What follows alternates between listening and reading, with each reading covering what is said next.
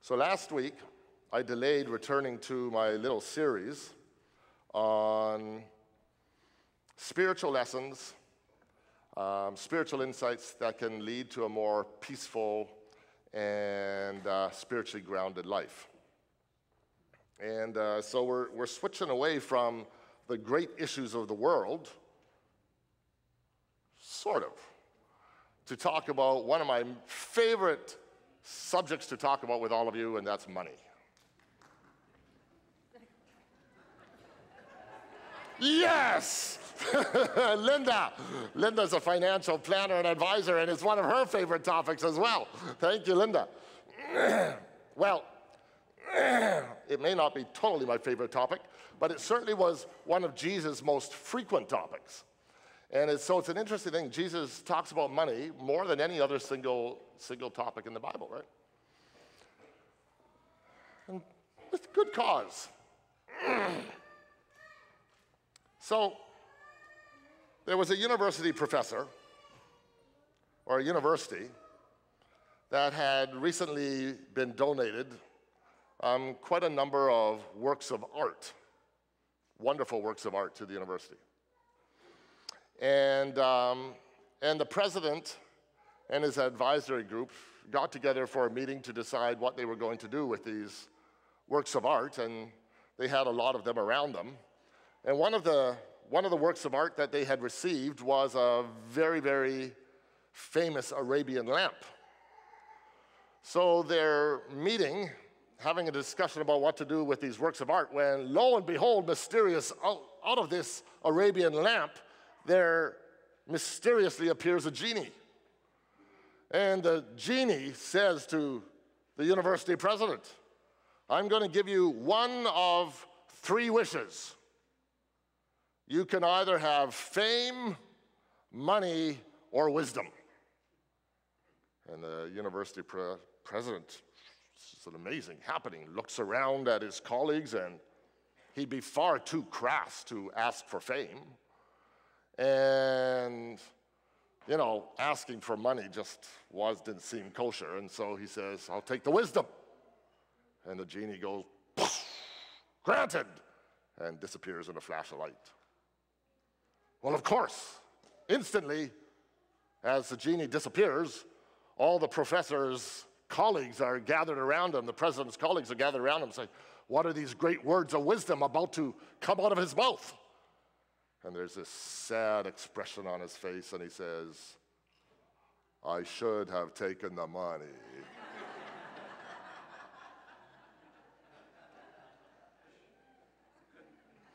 I should have taken the money. I think religious people are often a little bit ambivalent about the value and the place of money in our lives, right? There's this sense, we kind of like it. And all the criteria for success in our society seem to revolve around the more money you make, the more successful and accomplished you are, right? And so we kind of think, yeah, money's a good thing and we should have lots of money. But on the other hand, we hear all these sayings all the time about, and partly from the Bible and the gospel, you know, the root of all evil is money, and money is kind of, it sort of taints us in some way and it corrupts us. And so we have this kind of ambivalence about money. But the interesting thing about Jesus is that Jesus was never ambivalent talking about money at all. But he wasn't black and white when he talks about money either. Jesus says, you know, like in the first parable that Sophia shared with us this morning, he's highly critical of people who have a lot of wealth and who live as though their money is all that's important. If you're just living to make money in life, Jesus is very critical of that. And he's very critical of people who hoard money, right? There's good economic reasons for that, too. Jesus was a profound economist. One of the reasons for not hoarding money is economists tell us money should not be hoarded. So for business people and who aren't investing back in their businesses, good economic principles say money needs to circulate, right? Jesus kind of got that right off the bat. Money should not be hoarded. And if you do hoard money, Jesus says, you know what might happen? You could be hit by a bus today and boom, What good is all your money going to do you, right? At the end of the day, right? On the other hand, so Jesus says, conveys that message. On the other hand, Jesus says, he gives that parable about the wise man who leaves his money in the hands of his servants, or the rich man who leaves his money in the hands of his servants. And a couple of the servants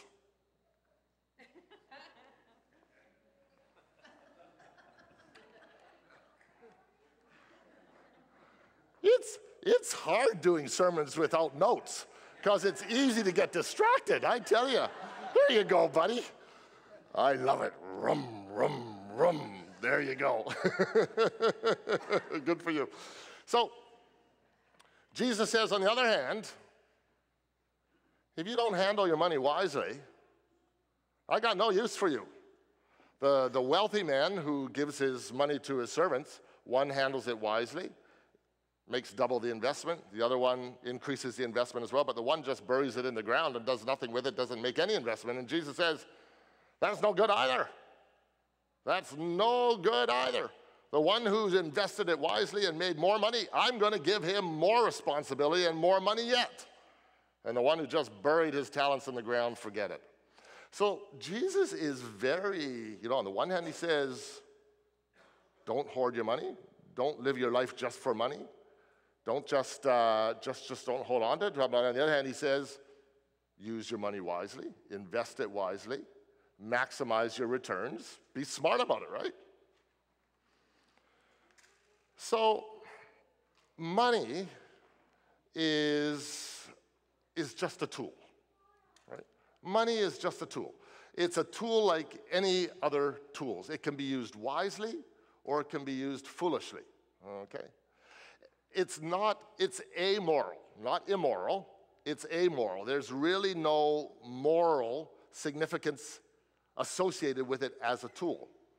It's a tool that facilitates exchange. So like in the old days, if you were a farmer and you raised chickens and you needed to pay for your roof getting fixed by the local carpenter, or the rabbi marrying your daughter, or for the shoemaker fixing your shoes, you might pay them with chickens and potatoes, right, what you had. But it might be that those people had enough chickens and potatoes, and so paying them with chickens and potatoes doesn't work out very effectively in the long term. So money was developed as a way of establishing a more effective and a more flexible vehicle of exchanging services. Okay. The problem is that money as a tool can be used so unwisely. And it can have, when it's used unwisely, it has all sorts of spiritual implications associated with it. Okay? And that's what Jesus was aware of, and that's what Jesus was getting at. So, how many of you know a marriage that has come apart because the couple just lost it in terms of their finances? I know not a few of them, okay? I know quite a few of them, right? Differing approaches to money and getting in over our heads, what we're seeing in Canada right at the moment, right? What the Bank of Canada is telling us is that people are carrying mortgages that are way too high for us. They're talking about that our ratio of income to debt is higher than it's ever been once before. These are problems that we could get into with money, and that Jesus recognizes can really mess up our lives. And they can mess up our relationships. And they can mess up our families. It's very practical, very, very practical stuff. That's why Jesus was indicating. Now, I could do a whole series of sermons, and I'm doing one little talk, which is very personally focused today, right? But we can also talk about how money has messed up the whole world, right? And one of the ways in which money has messed up the whole world is that money has become so divorced in our world from actual products and values of services. okay? It used to be that money was really tied to a product or a service, but nowadays in the world, people make money just by manipulating numbers on a computer screen, right? And that has caused enormous problems in the world, enormous hoarding of wealth, enormous redistributions of wealth in ways that are totally unhealthy. And we can talk about the social implications of all of that in terms of poverty in Canada, in terms of how poverty and the lack of fair distribution of wealth contributes to jihadism. All sorts of, I could go on and on and on and on and on forever. And the other thing that Jesus is aware of is that money, the unhealthy use or the unwise use of money and the desire for money can really mess up our sense of self. When you think that your personal identity and your personal well-being is rooted strictly in how much money you make, Jesus says, then you are spiritually really off track. In that kind of situation, you no longer recognize what God's intention is for your life. Enter Dave Ramsey. Dave Ramsey's a fella who went to university, did a degree in business and real estate, I think, in Tennessee back in the 1980s. He graduated from University of Tennessee with a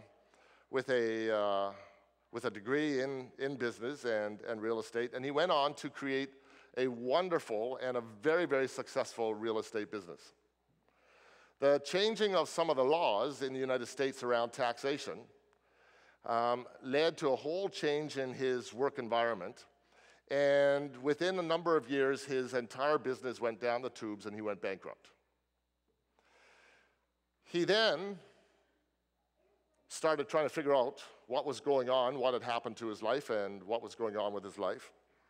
And he actually started doing some counseling in his local church. And he started taking all sorts of courses on personal business finance. And as he started doing this more and more, and as he discovered how couples were facing financial challenges in the personal front more and more in their life, he started, from the courses he was taking, from the books he was reading, he started putting together a number of principles and lessons that contributed to good, healthy financial management in our personal lives. And that led to him becoming quite an expert in the whole field of personal finance. And he ended up being called upon by a radio program, and he ended up doing a syndicated radio show all across the world. And he ended up creating an organization called the Financial Peace Organization, the Financial Peace University. And the Financial Peace University today puts out all sorts of programs and courses for teenagers, for kids, for adults in their early years, for seniors, just to help people get a good, healthy, grounded sense of how to deal with this issue of money in their lives. And I am delighted to welcome Dave Ramsey here with us this morning. He's going to be offering a program here at Bedford United Church, and Dave Ramsey is right back here. Dave, would you please come forward? Dave is going to tell us about this course that he's offering. Come right out into the center aisle here, Dave. How you all doing?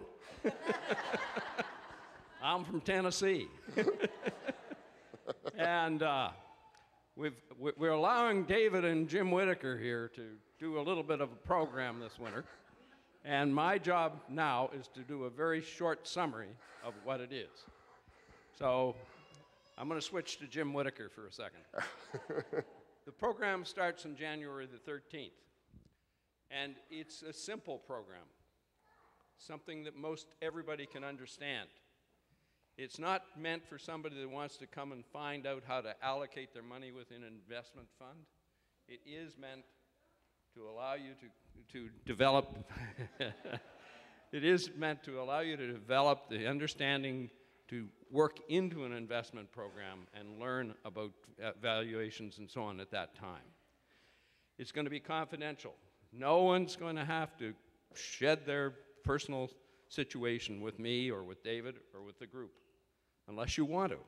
And that'll be revealing and very, very contributory. But anyway, we're going to start off by talking about super saving. How many times I've had young people in my office, or older people, who have said, the schools don't teach anything. My kids didn't learn anything in school. I didn't learn anything in school about money. I got into trouble in school. And then I got into trouble in university when I was able to get 10 credit cards, etc. So we're going to talk about super savings and how to build protection within your own person and within your own family. Now, it's not just for couples, it's for singles as well. It's great when you have a couple, and I'm going to tell you that what we're going to be pushing is the idea that each of the couples are going to be participatory. I thought I had a lot enough voice. Are going to be participatory in the program itself, okay? And one person may be a nerd in the family when it comes to finances.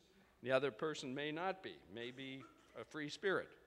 But it's important through using figures and a certain way of budgeting and so on that we all come together. And that's one of the purposes of the program. We're going to talk about the nuts and bolts of cash flow planning, breaking the chains of debt. I had a lady stop me outside here last week after she found out about the course, and she said, my child just thinks that it's a new world.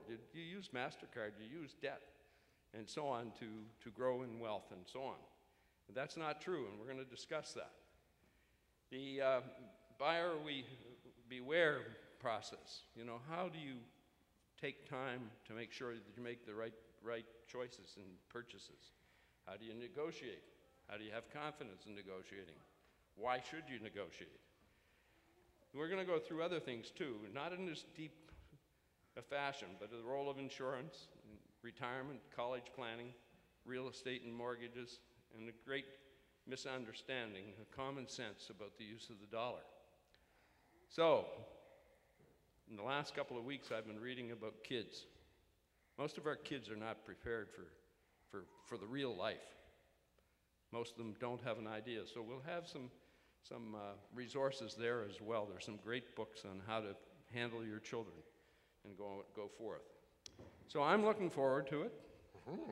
I hope I can learn to keep the mic in front of my voice. But we got to get you into broadcasting, I tell you. But it's going to be a fun time.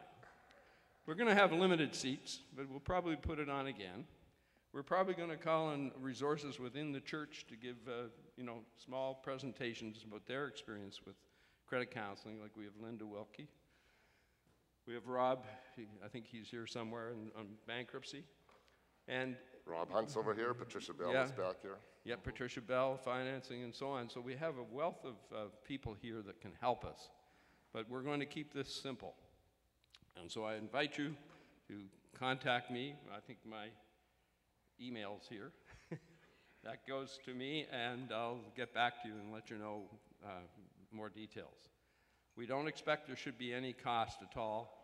The only thing is that we'll probably want some brownies and coffee and stuff like that.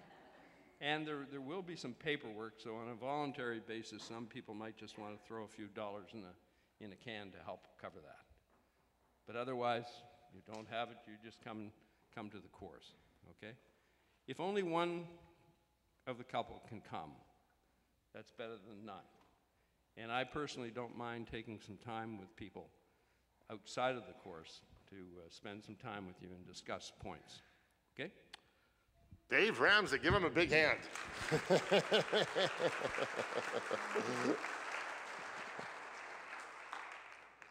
Jim is a financial planner and advisor too by background, and just a wonderfully wise and resourceful person in this whole area. There are profound spiritual implications around how we handle and deal with money in our personal lives. Ultimately, what God is trying to achieve through each of our lives is to effectively channel the gifts and abilities that God has structured into each of our lives so that those can reflect and be expressed in the world. You know, there are some jobs that are paid more than others, some businesses that make more than others. But the key point in life is not how much money we make, but that we can find the sweet spot in our lives where the talents we have been given can be expressed in the world, and we can actually earn a living sharing those talents, right?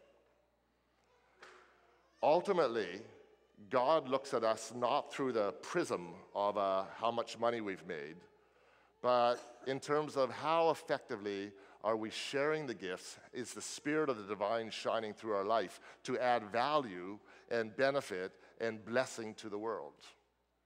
But money is a part of all that. And if we don't have a healthy kind of grip on our kind of personal way of thinking about money and handling money, we get all messed up in terms of trying to just figure out how to live our lives and what course in life God is calling for us. So, financial peace. How many of you would say financial peace is something that is a good thing for all of us to strive for? Yeah, I think so. Financial Peace University. Coming up. Sign up. If you think it might be helpful, I'm looking forward to learning a thing or two myself. And maybe, Jim, at some point, we'll actually develop a course that's primarily geared towards children and teens, because my sense is that they don't have this kind of training provided to them very effectively in the school system at this point in time. So maybe looking at it, doing that in our church as we move along will be something that we can do as well. But we'll get started this way. Absolutely. And for divorcees as well. Yeah, absolutely good. Namaste. BUC. Amen.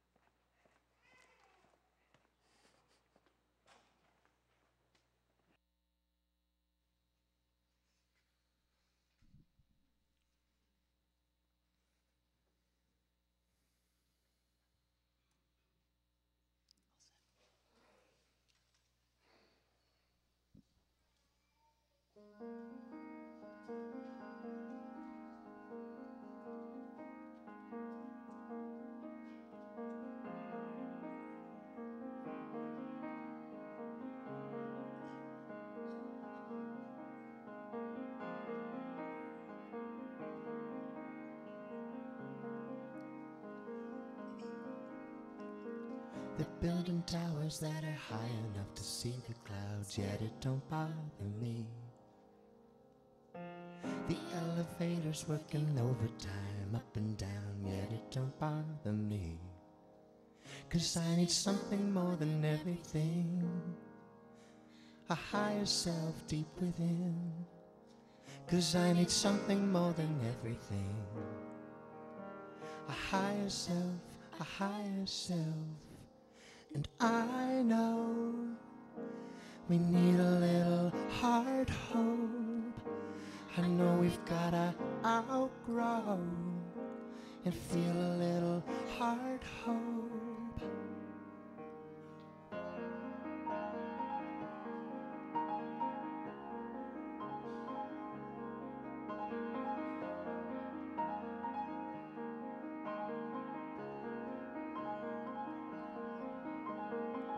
They're building aeroplanes faster than the speed of light, yet it don't bother me. The endless cities multiplying out ocean sides, yet it don't bother me. 'Cause I need something more than everything, a higher self deep within. 'Cause I need something more than everything, a higher self, a higher self. And I know we need a little hard hope. I know we've gotta outgrow and feel a little hard hope. 'Cause there's something more than everything, So feel the love and let it in. 'Cause I know we need a little heart hope.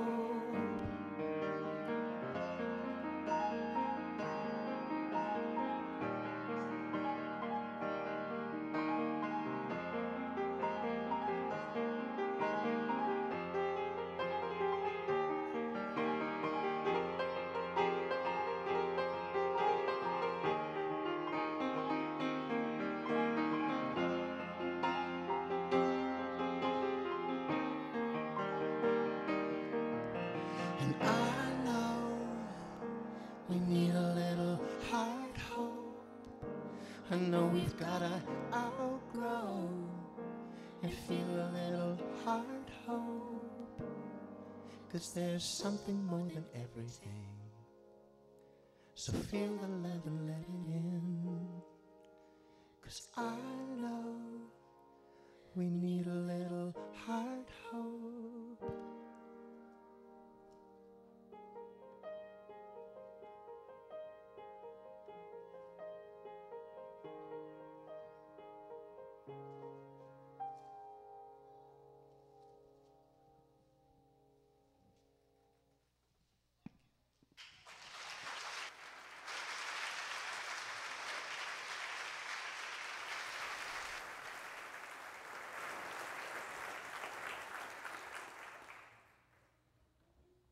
Can you join me all now in prayer, please?